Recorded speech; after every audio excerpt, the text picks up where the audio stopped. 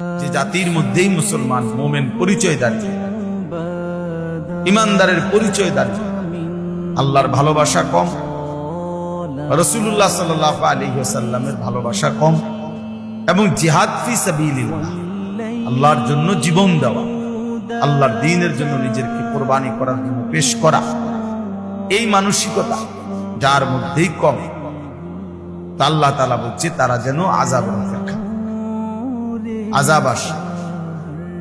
আজকে সংখ্যাগরিষ্ঠ মুসলমান আমরা, এই তিন জিনিস আমাদের মধ্যে ঘাটতি।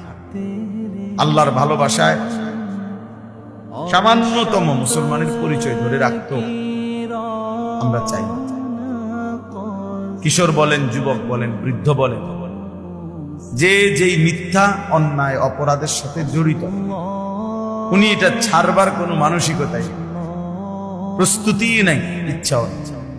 মিথ্যা বলে তো বলেই, চুরি করতেছে তো করতেই আছে, ওজনে কম দিতেছে তো প্রতিদিনই একই রকম, সুদ খায় তো 30 বছর ধরে সুদে খায়, বাটপারি করতেছে তো প্রতিদিনই বাটপারি।